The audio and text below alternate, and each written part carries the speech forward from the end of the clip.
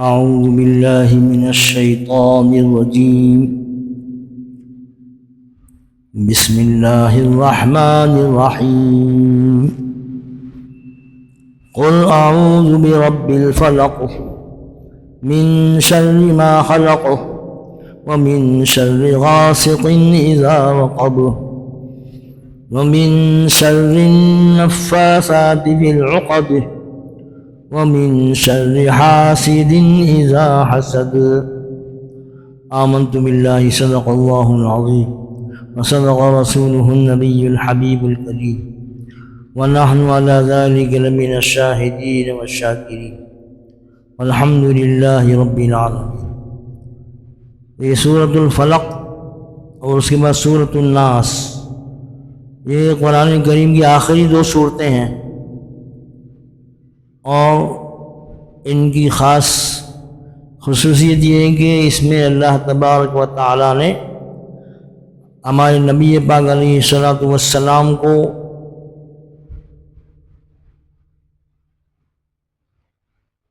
شر سے، برائی سے، نقصان دینے والی چیزوں سے پناہ مانگنے کی تعلیم دی ہے.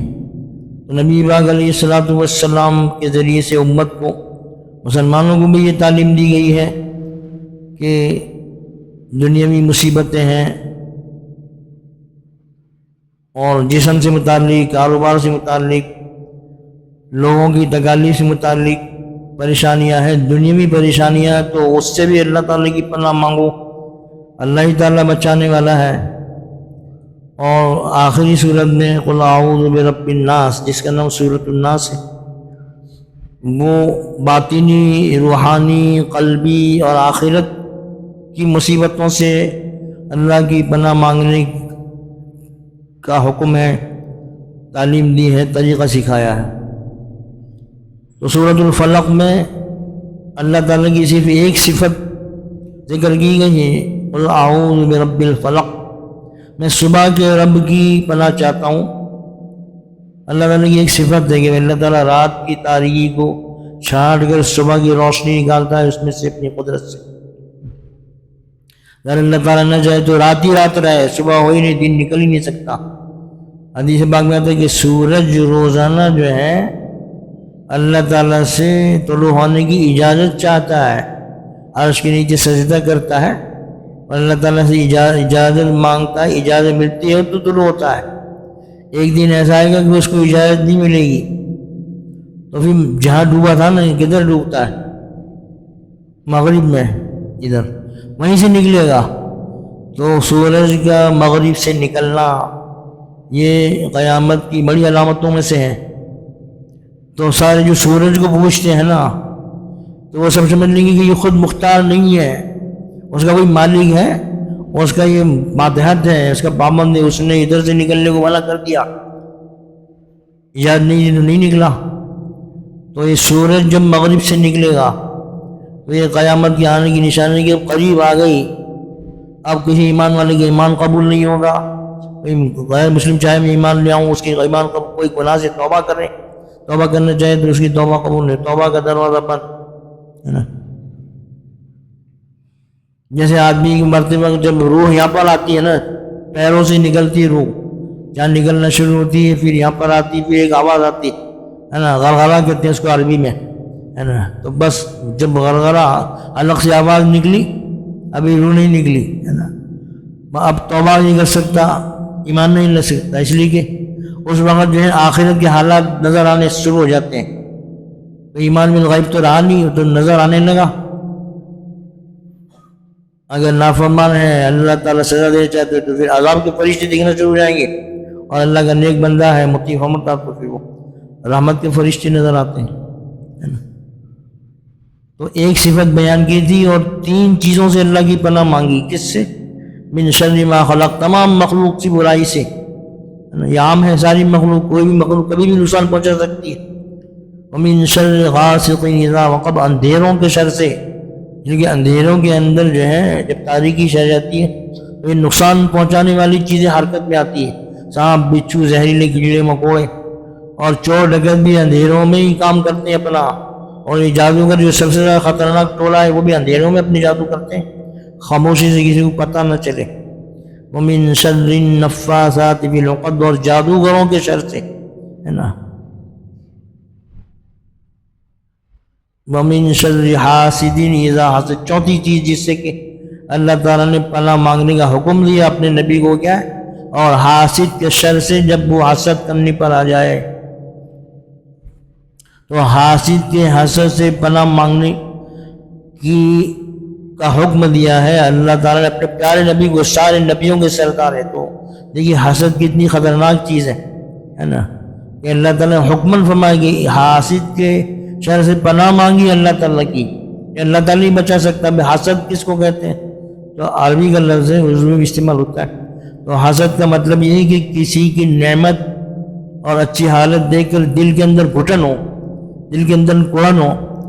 اردو والوں نے، ہمارے بزرگوں نے بہت ہی اچھا لفظ استعمال کیا ہے، جلن، ہے نا.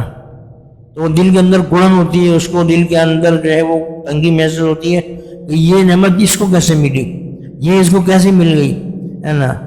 کسی کو مال ملا، کسی کو جو ہے وہ عزت ہے، آبرو ہے، مقبولیت ہے، نیک سارے اولاد ہے، کسی کی دکان اچھی چل رہی، فیکٹری اچھی چل رہی، کاروبار اچھا چل رہا ہے اور سروس اس کی اچھی ہے. تو دیکھ کر آدمی کو یہ ہوتا ہے کہ یہ اس کو کیسے مل گئی، ہے نا. تو یہ تو پہلا مرحلہ ہے اس کا، ہے نا. تو یہ چیز غیر اختیاری ہے، غیر اختیاری طور پر دل کے اندر خیال آتا ہے، آدمی چاہے نہ چاہے اس کو. تو یہ مرحلہ جو ہے وہ پہلا مرحلہ غیر اختیاری، آدمی کی اختیار بنی، جسے خطرات وساوس آتے رہتے ہیں، ہے نا.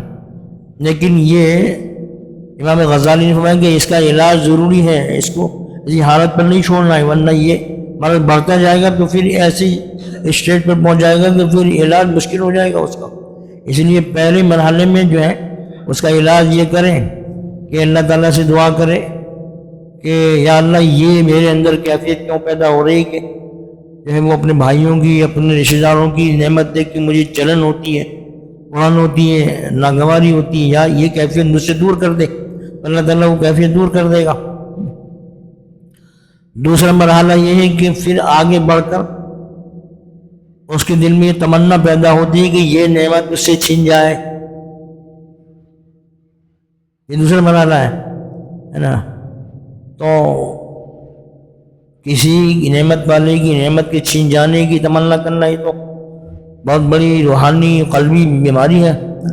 مومن کو تو سخاوت ہونا چاہیے کہ بھائی اللہ تعالیٰ اور ترقی دے ہمارے بھائی کو، ہمارے رشتہ دار کو، ہے نا. تو اس کا بھی علاج ضروری ہے. اگر اس کا توجہ نہیں کی، علاج نہیں کیا تو پھر یہ مرض اور خطرناک ہو جائے گا، یہ بیماری جم جائے گی، ہے نا. تو اس کا علاج یہ بتلایا کہ پہلے تو توبہ و استغفار ہے، اللہ تعالیٰ سے توبہ کرے، اللہ تعالیٰ سے مغفرت طلب کرے، معافی مانگے کہ یا اللہ میرے اندر یہ کہاں سے چیز پیدا ہو رہی کہ کسی کی نعمت دیکھ کر جو ہے مجھے کڑن ہوتی ہے، مجھے جلن ہوتی ہے، یہ کیفیت دور کر دے، اللہ دور کر دے گا، ہے نا. اور دوسرے مرحلے میں یہ تمنا کر دے کہ یہ نعمت اس سے چھن جائے اور مجھے مل جائے، ہے نا. تو ابھی تک یہ عملی اقدام نہیں کیا اس نے، بس وہ دل میں تمنا ہے. حالانکہ تمنا غلط ہے اور اس میں جو ہے وہ خود غرضی ہے نا. مومن کو تو ہر ایک کا خیر خواہ ہونا چاہیے، ہے نا. انہوں نے فرمایا کہ الدین والنصیحہ، دین کا دار و مدار خیر خواہی پر ہے کہ ہر ایک کی بھلائی چاہو. ان میں آدمی کچھ نہیں چاہتا، آدمی کا فارم بننا پڑتا ہے، نہ کوئی فیس جمع کر. بھائی اللہ تعالیٰ ہر ایک کا بہتر کرے، ہر ایک کو اللہ صحت دے، تندرستی دے، کاروبار میں اور اولاد میں اس کو برکت دے. تو اس کا دوسرا طریقہ کیا ہے کہ وہ جس سے حسد ہو رہا ہے نا، تو اس کے لیے جو ہے وہ دعا کرے. حالانکہ یہ کام بہت مشکل ہے نا، اور اس پہ دل پر آرے چلتے ہیں. وہ تو اس کو سوچتا ہے کہ یہ کیسے مل گئی اس کو، ہے نا. لیکن بعض بیماریاں ایسی ہوتی کہ کڑوی گولی کھانا ہی پڑتی ہے، مگر کڑوی گولی کی بیماری جاتی نہیں. جیسے کہ ملیریا ہے، میعادی بخار ہے، تو اس کے لیے آپ کو کوئنائن کھانا پڑے گی، ابھی وہ بخار قابو میں آئے گا، وہ بخار جائے گا نہیں. تو یہ دل کا مرض روگ ایسا ہے حسد کا کہ آپ کو چاہے جتنا بھی دل پہ آرے چل جائے دعا کرنا، یا اللہ اس کی نعمت میں برکت عطا فرما، اس کے کاروبار میں برکت عطا فرما، اس کی اولاد میں، اس کی، ہے نا. تیسرا مرحلہ اس مرض کا کیا ہے؟ اب عملی اس میں آ گیا کہ وہ اس کی اس نعمت کے چھین جانے کی تدبیر کرتا ہے نا. یعنی وہ اس کو کوئی عہدہ ملا ہے، کسی فرم میں ملازم ہے، کسی نے اس کو رکھا ہے، تو پھر کوشش کرتا ہے کسی طرح سے اس کی ملازمت ختم ہو جائے. وہ ذمہ دار کے پاس جاتا ہے، اس کی برائیاں کرتا ہے اور جھوٹی جھوٹی باتیں اس کی خلاف کرتا ہے تاکہ وہ بدتن ہو کر اس کو اس سے ملازمت سے سبق دوش کر دے، ہے نا. اور جو ہے اس کے خلاف جھوٹی خبریں پھیلاتا ہے، پروپیگنڈا کرتا ہے، اس کے لوگوں سے برائیاں کرتا ہے، غیبتیں کرتا ہے. یہ سب حرام کام ہے. تو حسد تو بہت بڑا گناہ ہے اور حرام ہے نا. لیکن یہ بیماری ہے، بہتوں کو یہ بیماری لگ جاتی ہے. وہ کسی کا جو ہے وہ اچھا بھلائی خوبی دیکھ نہیں سکتے. مقبولیت ہے، لوگ اس کی عزت کرتے ہیں، لوگوں کے اندر اس کا ایک مقام و مرتبہ ہے، تو حسد ہوتا ہے. پھر وہ عملی طور پر یہ جادوگر جو جادو کرواتے ہیں، جادو حسد کی وجہ سے کراتے ہیں.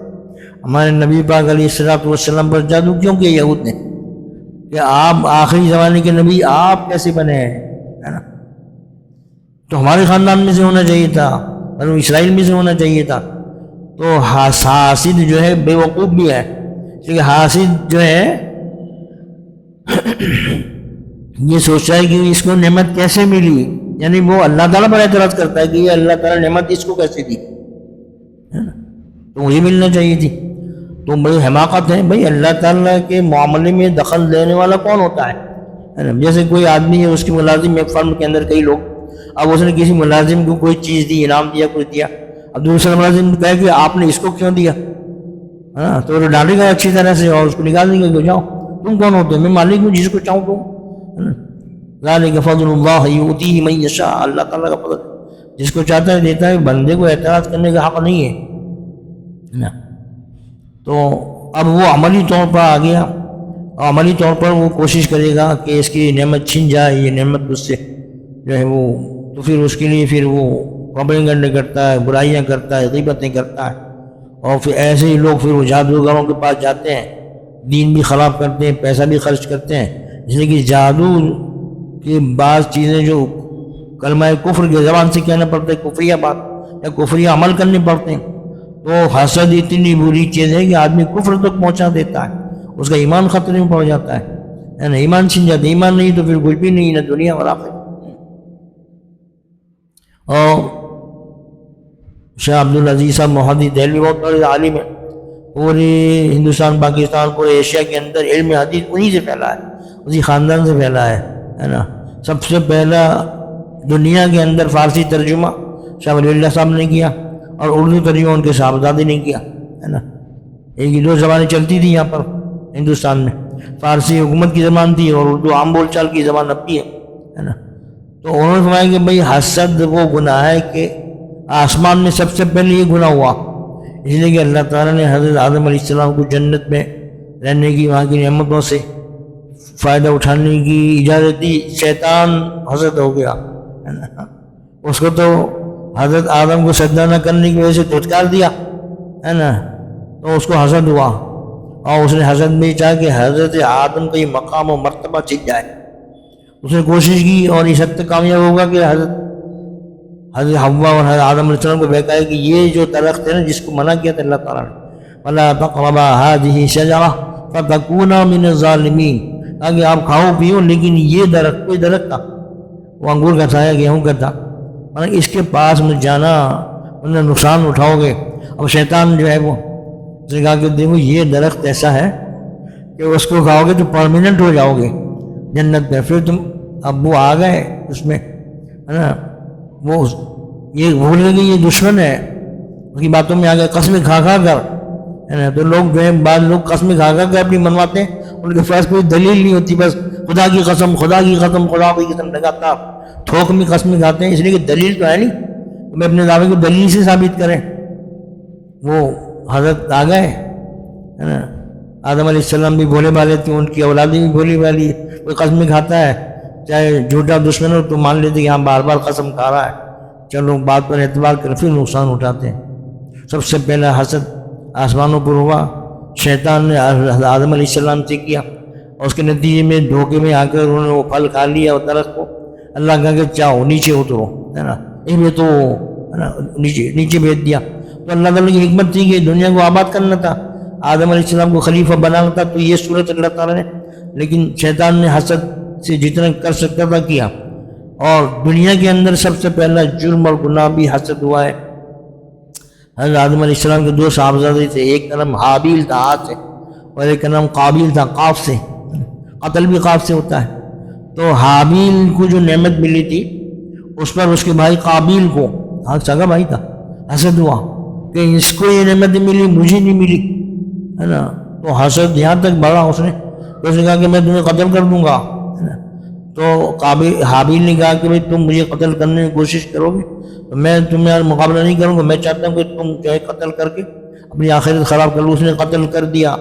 تو سب سے پہلا باطنی مرض دنیا میں قابیل نے حابیل سے کیا، حسد کیا، قتل کر دیا۔ دیکھو معلوم ہے کہ حسد اتنی بری چیز ہے کہ قتل تک پہنچا دیتا ہے، ایمان اس کا خطرے میں پڑتا ہے۔ اور سب سے پہلا قتل تھا، سب سے پہلا جرم اس زمین پر تھا۔ تو اب جتنے بھی قتل ہوں گے، اب تو لاکھوں کی تعداد میں ہوتے ہیں قتل، جو ہے جنگیں ہوتی ہیں تو 10 لاکھ 15 لاکھ 20 لاکھ ایک ایک ملک میں، افغانستان میں، عراق میں، ابھی غزہ میں ہو رہے، فلسطین میں ہو رہے، شام کے اندر۔ تو قتل کرنے والے کو تو اس جرم کی سزا ملے گی، لیکن چونکہ شروعات اس نے کی قابل نے، تو اس کا بھی اس میں حصہ ہوگا۔ ہر ایک قتل کا گناہ اس کے نام عمل میں لکھا جائے گا۔ لیکن جو شخص کسی برائی کی ابتدا کرتا ہے، حدیث میں آتا ہے کہ بعد میں اس کے راستے پر چل کے جتنی برائی کریں گے تو ان کو اپنی برائی کا گناہ ملے گا، لیکن اس کو شروع کرنے والے کو بھی گناہ ملے گا۔ اسی طرح جو شخص کسی اچھے کام کی شروعات کرتا ہے اور اس کے راستے پر لوگ چلتے ہیں، تو جتنے لوگ اس کے راستے پر چلیں گے ان کا اجر و ثواب جو ہے وہ اللہ تعالیٰ اس کو بھی دے گا، ہے نا۔ تو اس لیے برے کام سے بچنا چاہیے، تاکہ اس کے دیکھا دے گی جو لوگوں نے برائی کی نا اس کو۔ تو ایک آدمی ہے وہ مثال کے طور پر اب نماز میں بار بار کھجاتا ہے، ایسے ایسے کرتا ہے، بے دھیانی سے نماز پڑھتا ہے۔ بچے بھی آتے ہیں دیکھتے ہیں تو وہ سمجھتے ہیں ایسے کرنے میں کوئی حرج نہیں، ہمارے ابا چاچا وہ پڑوس والے کرتے ہیں تو ان کی عادت پڑ گئی۔ حالانکہ زیادہ حرکت کرنے سے نماز فاسد بھی ہو جاتی، مکروہ تو ہوتی ہے۔ تو اب وہ جو مکروہ طریقے پر نماز پڑھنا سیکھے بچے تو وہ اس کو گناہ ہوگا۔ سنت کے مطابق پڑھتا ہوں پورے دھیان سے، بچے بھی دیکھتے کہ ہاں ہمارے ابا کھجاتے نہیں، ادھر ادھر دیکھتے نہیں، تو بھی ایسی نماز پڑھیں گے۔ تو سنت کے مطابق اس کو دیکھ کر جو پڑھیں گے نا، تو یا کسی کوئی آدمی بھی نمازی کسی نے محنت کر کے کوشش کر کے اس کو نماز پہ لگا دیا، وہ جب تک نماز پڑھے گا، اگر یہ مر بھی گیا نا اس کو سیدھے راستے پہ لانے والا، تب بھی اس کی نیکیاں اس میں شامل ہوتی رہیں گی، اس کی نیکی میں کمی نہیں ہوگی۔ اللہ تعالیٰ کی بات بے شمار ہے۔ تو حسد بہت بڑا باطنی مرض ہے، اس لیے حسد حرام ہے۔ اور حدیث میں بتاتا ہے کہ حسد جو ہے وہ نیکیوں کو ایسے کھا جاتا ہے جیسے آگ لکڑی کو کھا جاتی ہے، آگ سے لکڑی جل جاتی ہے، ختم ہو جاتی ہے، ایسے ہی حاسد کی نیکیاں جو حسد کے جرم کی وجہ سے ختم ہو جاتی ہے نا۔ اور ایک حدیث میں اللہ کے نبی نے فرمایا کہ تمہارے اندر 2 بیماریاں پہلے امت کی آ گئی، 2 بیماریاں پہلی امت میں تھی، یہود و نصارہ میں تھی، تمہارے اندر بھی آ گئی ہے آہستہ آہستہ۔ ایک حسد ہے اور ایک دشمنی ہے نا۔ اور یہ حسد اردو نے کہا کہ یہ حسد موڑنے والی چیز ہے، اور میں یہ نہیں کہتا کہ وہ باروں کو موڑتی ہے، بلکہ نیکیوں کو موڑ دیتی ہے۔ اس لیے اللہ تعالیٰ سے اپنے لیے بھی اس میں یہ بھی ہے کہ بھائی تعلیم کے خود بھی اپنے آپ کو حسد سے بچاؤ، ہے نا۔ تیسرا علاج اس کا یہ ہے کہ لوگوں میں اس کی تعریف کرے۔ پہلا علاج دعا استغفار کرے تاکہ یہ کیفیت ختم ہو جائے۔ دوسرا جو ہے وہ اس کے لیے ترقی کی دعا کرے، اللہ تعالیٰ اس کے کاروبار میں برکت دے، اللہ اس کی اولاد میں برکت دے۔ حالانکہ وہ بہت مشکل کام ہے، لیکن یہ کام کرنا ہی پڑے گا، اس کے بغیر یہ کیفیت دور نہیں ہوگی۔ تیسرا کام جو ہے حسد کا علاج جو علماء نے بتلایا ہے کہ لوگوں کے اندر اس کی تعریف کریں، اس کی خوبیاں بیان کریں۔ اب دل سے تو جو ہے قرآن ہے تو زبان سے تعریف کرنے میں کتنے آرے چلیں گے اس کے دل پر، لیکن یہ کڑوی ٹیبلٹ کھانا ہی پڑے گی اس کو، تب وہ اس مرض سے اس کو نجات ملے گی، ورنہ اس کی نیکیاں جو ہے وہ ختم ہوتی چلی جائیں گی۔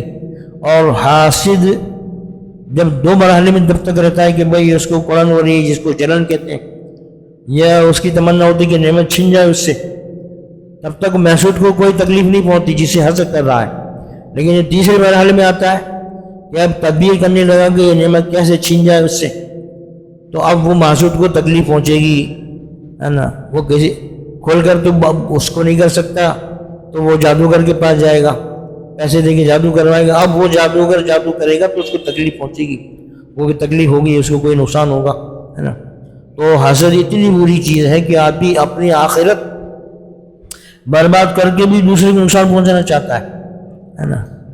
تو اس لیے خاص طور پر حاسد کی حسد سے بچنے کی تعلیم و تلقین دی۔ اللہ تعالیٰ ہم کو حسد کی بیماری سے ہی بچائے، اور جو حسد کرنے والے ہیں ان کی تکلیف دہ حرکتوں کی تکلیف و نقصان سے ہماری حفاظت فرمائے۔ اسی لیے حدیث کے اندر ان دونوں صورتوں کو پڑھنے کی بڑی ترغیب آئی ہے۔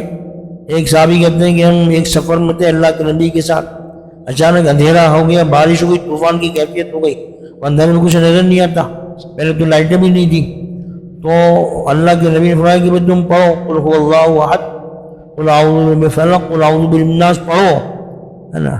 پھر نماز کا وقت آیا تو حضور نے یہ دو صورتیں پڑھی نماز کے اندر بھی، قل اعوذ بالفلق قل اعوذ بالناس، اور آپ نے یہ بھی فرمایا کہ ان صورتوں سے بہتر کوئی صورت اللہ تعالیٰ کی حفاظت کے لیے نہ تورات میں نازل ہوئی، نہ انجیل میں نازل ہوئی، نہ قرآن مجید۔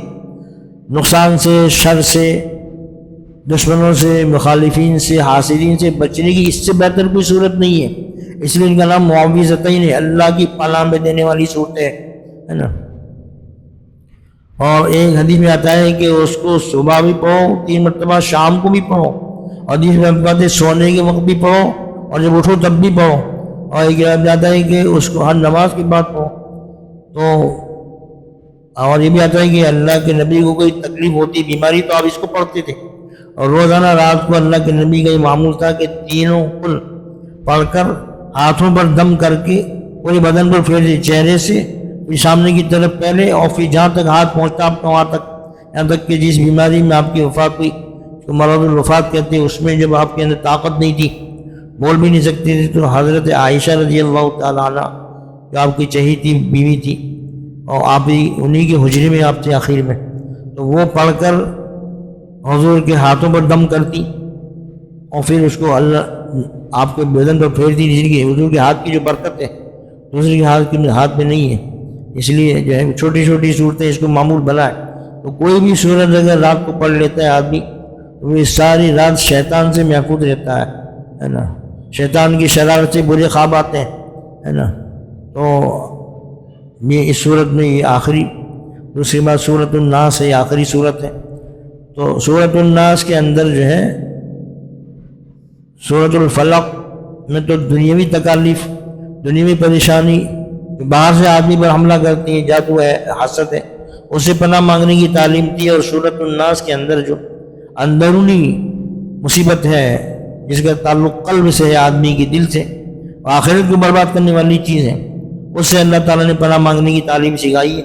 فرماتے ہیں بسم اللہ الرحمن الرحیم قل اعوذ برب الناس، اے نبی آپ اس طرح سے کہیے کہ میں سارے لوگوں کے پروردگار، پالنے والے کی پناہ چاہتا ہوں، ملک الناس، سارے لوگوں کے بادشاہ، شہنشاہ کی پناہ چاہتا ہوں، الہ الناس، سارے لوگوں کے معبود کی پناہ چاہتا ہوں۔ تو دیکھیے فلق میں تو اللہ کی ایک ہی صفت تھی، کیا؟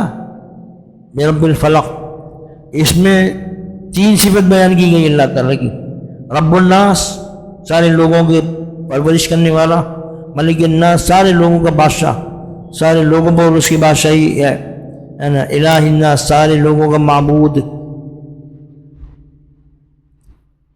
تو یہاں پر ناس کو خاص کیا، ناس کہتے ہیں لوگوں کو، انسانوں کو، وہاں پر ناس کا لفظ نہیں تھا، اس میں تھا کہ من شر ما خلق، تمام مخلوق کے شر سے۔ تو وجہ اس کی ہے کہ جو یہ باطنی حملہ ہوتا ہے شیطان کی طرف سے، جس سے ایمان خطرے میں پڑتا ہے، آخرت کا نقصان ہوتا ہے، یہ حملہ اس سے انسانی کو ہوتا ہے یا جنات پر ہوتا ہے، انسان پر زیادہ ہوتا ہے، اس لیے اس کو کہا کہ اللہ تعالیٰ سب کا، لوگوں کا پروردگار ہے، انسانوں کا، جناتوں کا، جانور کا، ہر چیز کا پروردگار اللہ ہی تعالیٰ ہے، لیکن لوگوں کا پروردگار اس لیے کہا کہ یہ جو شیطان کا وسوسہ ہے، خیالات برے اس ذریعے سے حملہ کرتا ہے، اس کو ایمان چھیننے کے لیے، کمزور کرنے کے لیے وہ انسانوں کے ساتھ آتا ہے. باقی دوسرے جانور جو ہے وہ چیل، کوے، گھوڑے، گدھے، ان پر یہ حملہ نہیں ہوتا شیطان کا، وہ تو جانور ہیں. تو 3 صفتوں کے ذریعے سے اللہ تعالیٰ کی پناہ مانگی گئی. اوپر 4 چیزوں سے پناہ مانگی تھی اور اس میں اللہ کی 3 صفت بیان کر کے ایک ہی چیز سے پناہ مانگی. من شر الوسواس الخناس، میں سارے لوگوں کے پروردگار کی پناہ مانگتا ہوں، سارے لوگوں کے بادشاہ شہنشاہ کی پناہ مانگتا ہوں، سارے لوگوں کی معبود کی پناہ مانگتا ہوں، وسوسہ ڈالنے والے کے شر سے، پیچھے ہٹ جانے والے کے شر سے، ہے نا. تو سارے لوگوں کے پالنہار کی، اس لیے کہ جو پالنے والا ہے تو وہ جس کی پرورش کرتا ہے اس کی حفاظت بھی کرتا ہے. ماں باپ پرورش کرتے ہیں بچوں کی تو اس کی حفاظت بھی کرتے ہیں.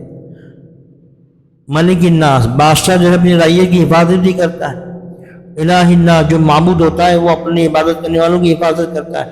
تو یہ 3 صفتیں اللہ تعالیٰ کی بیان کر کے من شر الوسواس الخناس، وسواس وسوسہ ڈالنے والا، خناس پیچھے ہٹ جانے والا، یہ 2 صفت شیطان کی ہیں، ہے نا. کہ وہ کیا کرتا ہے؟ وسوسہ ڈالتا ہے. وسوسہ ڈالنے کا مطلب یہ ہے کہ وہ انسان کے دل میں برے خیالات پیدا کرتا ہے.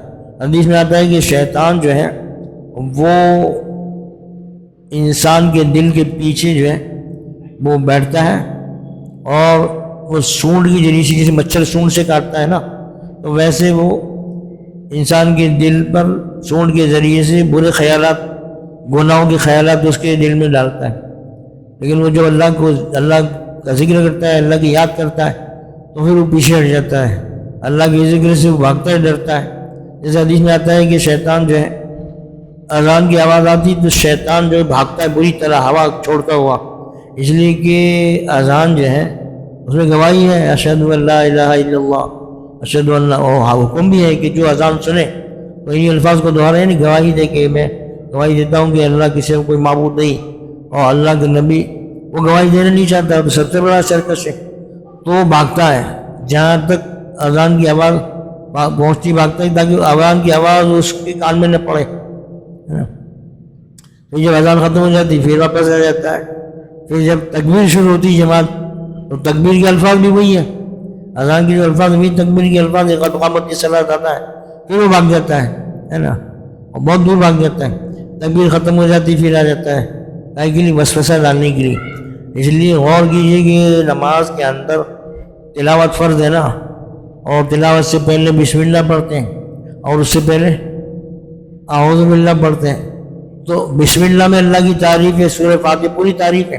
تو اللہ کی تعریف سے پہلے شیطان کا اس کے شر سے پناہ مانگو، اعوذ باللہ من الشیطان الرجیم، میں شیطان مردود سے اللہ کی پناہ چاہتا ہوں. تو پہلے اپنی حفاظت کا حکم ہوا کہ پہلے اس شیطان سے، دشمن سے حفاظت کی پناہ اللہ تعالیٰ دے سکتا ہے. پھر اللہ تعالیٰ کی تعریف کرو بسم اللہ کے ذریعے سے، سورہ فاتحہ کے ذریعے سے. تو اس طرح سے گناہوں کے خیالات ڈالتا ہے انسان کے دل میں، کہ جب ذکر کرتا ہے تو پھر ہٹ جاتا ہے پیچھے. تو جب ذکر سے غافل پاتا ہے تو وسوسے ڈالتا ہے اور گناہوں کی اچھا اس کے دل میں آتا ہے کہ دیکھو تم یہ سودی کاروبار کر لو، بہت فائدہ ہوگا. نماز پڑھتا ہے تو نماز میں وسوسہ ڈالتا ہے، نماز سے پہلے کچھ یاد نہیں تھا، نماز شروع کے بھی یاد آنے لگا کہ اس سے اتنے پیسے لینا ہے، اس کے بعد جانا ہے، اس کی جمع ہے. اور نماز کا خشوع، دھیان خراب ہو جاتا ہے، یہاں تک کہ وہ آدمی رکعت بھی بھول جاتا ہے، کیا پڑھا تھا وہ بھی بھول جاتا ہے نا. تو حدیث پاک میں آتا ہے کہ شیطان جو ہے وہ اس قدر انسان کا دشمن ہے نا. ان الشیطان لکم عدو، قرآن نے کہا تمہارا دشمن ہے، اس کو دشمن سمجھو، یعنی اس کے گھات سے، وار سے بچنے کی کوشش کرو. تو اللہ کے ذکر سے، اللہ کی یاد سے شیطان پیچھے بھاگ جاتا ہے. تو اس لیے اللہ کا ذکر جو ہے ہر وقت کی جو طاعت ہے اللہ کا ذکر ہے. نماز کی وقت نماز پڑھیں گے تو ذکر ہے، وہ شیطان دفع ہو جائے گا. اور حدیث میں کہتا ہے کہ آدمی جب وضو کرتا ہے تو وضو کرنے کے دوران جو ہے اس کو بہکانے کے لیے، وسوسہ ڈالنے کے لیے ایک الگ اس کی وہ ہے، جیسے الگ الگ سرکاری یونٹ ہوتی ہے، میڈیکل ہے، انجینئرنگ کے. تو وضو کرنے والے کو وسوسے میں مبتلا کرنے کے لیے جو شیطان ہے، ایک نہیں ہے بلکہ پوری ٹیم ہے، تو وہ جو ہے وسوسے ڈالنا، اس کا نام ولہان ہے عربی کے اندر. اس کو وسوسہ ڈالنے کا بڑا شوق ہے بڑا، وہ بے چین رہتا ہے کیسے وسوسے ڈال دے اس کو. تو اس کے وسوسے ڈالنے سے کیا ہوتا ہے کہ آدمی جو ہے سوچتا ہے کہ یار یہ پتہ نہیں ہاتھ دھویا کہ نہیں دھویا میں نے، ہے نا، پھر دھوتا ہے. اور کئی لوگوں کو یہ وسوسے کی بیماری ہوتی ہے تو وہ آدھے گھنٹے تک وضو کرتے ہیں، 1 گھنٹے تک ان کو اطمینان نہیں ہوتا کہ میرا وضو ہوا کہ نہیں ہوا. ہمارے یہاں بھی ایک صاحب تھے، ماسٹر صاحب تھے علی گڑھ کے، شروع کے دور میں جامعہ کے اندر انگریزی پڑھاتے تھے. ان کو یہ مرض ہو گیا تو کسی ہر لوگ دیکھتے تھے کہ بھائی وضو خانے پر وضو کر رہے ہیں، وضو کر رہے ہیں، وضو کر رہے ہیں، تو ان کو یہ شبہ ہوتا تھا کہ پتہ نہیں میرا وضو ہوا کہ نہیں ہوا، ہے نا. تو یہ شیطان کے وسوسے جیسے ہوتے ہیں. حضرت مولانا رشید احمد گنگوئی رحمۃ اللہ علیہ جو بہت بڑے عالم تھے، بہت بڑے بزرگ ہیں، تو کہنے لگے کہ میرے ساتھ ایک ہوا کہ ایک مرتبہ میں وضو کر کے چلا نماز شروع کرنے کے لیے کہ ایسا خیال ہوا کہ کونی سوکھی رہ گئی. میں نے جا کے کونی کو دھو لیا. یہ جناب نماز شروع کرنے والا تھا کہ وسوسہ ایک خیال ہے کہ دوسری کونی بھی شاید سوکھی رہ گئی، دوسری کونی دھو کے آیا.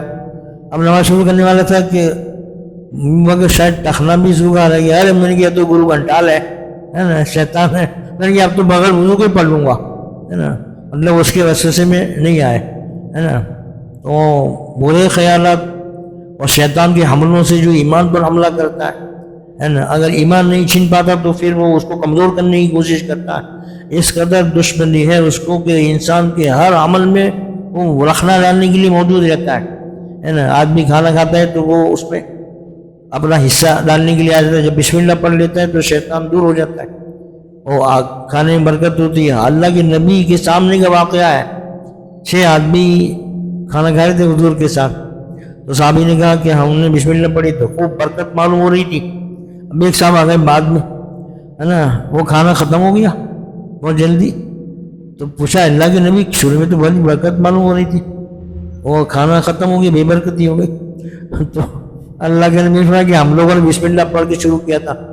اب جو بعد میں آئے نا انہوں نے بسم اللہ نہیں پڑھی، وہ شیطان شریک ہو گیا. اس قدر وہ ہم سوچ بھی نہیں سکتے کہ کیسے کیسے جو ہے وہ گھر میں گئے، اگر بسم اللہ نہیں پڑھی ایسے داخل ہو گئے شیطان داخل ہو جائے گا. شیطان گھر میں آ گیا تو فتنہ فساد رہے گا، ان کا کوئی اندازہ نہیں کر سکتا، ہے نا. بیوی سے اگر قریب ہوتا ہے آدمی، اگر اس نے دعا نہیں پڑھی، بسم اللہ نہیں پڑھ لے تو شیطان کی شرکت ہو جاتی ہے نا. پھر وہ بچے کے اندر اس کے اثرات آتے ہیں، شرارت وغیرہ. ہمارے یہاں گجراتی میں کہتے ہیں بہت شرارت کرتا ہے نا، تو کہتے ہیں بغیر بسم اللہ کا ہے نا، یعنی وہ بسم اللہ بھول گئے تو یہ دیکھو شرارت کرتا ہے نا. تو بھائی صبح شام تو لازمی طور پر 3 مرتبہ پڑھیں. بچے نہیں پڑھ سکتے، ان کو دم کر دیں اور ان کو سکھائیں بھی، وہ بھی یاد کر لیں گے. آپ کوشش کریں گے تو مہینے 2 مہینے یاد ہی کر لیں گے، ہے نا. کوئی دکھ ہو کوئی تکلیف ہو، روزی کی برکت کے لیے بھی دعا ہے. دونوں جو ہے وہ صورتیں، اور جادو کے توڑ کے لیے بھی یہ 2 صورتیں. ایک حضور کا بتایا ہوا جو ہے مولانا افتخار حسن کاندل بھی بڑے بزرگ تھے اور الیاس صاحب کے خاندان کے. تو ہمارے ایک ملنے والے تھے جن کا بچہ پڑھتا تھا جامعہ کے اندر، تو وہ سعودیہ میں کام کرتے تھے. وہ آتے تھے کبھی کبھی 6 مہینے سال بھر. تو وہ وہاں افتخار حسن صاحب سے ان کو عقیدت تھی، محبت تھی. تو ان کو محسوس ہوا کہ میرے پر اثرات ہیں جادو کے.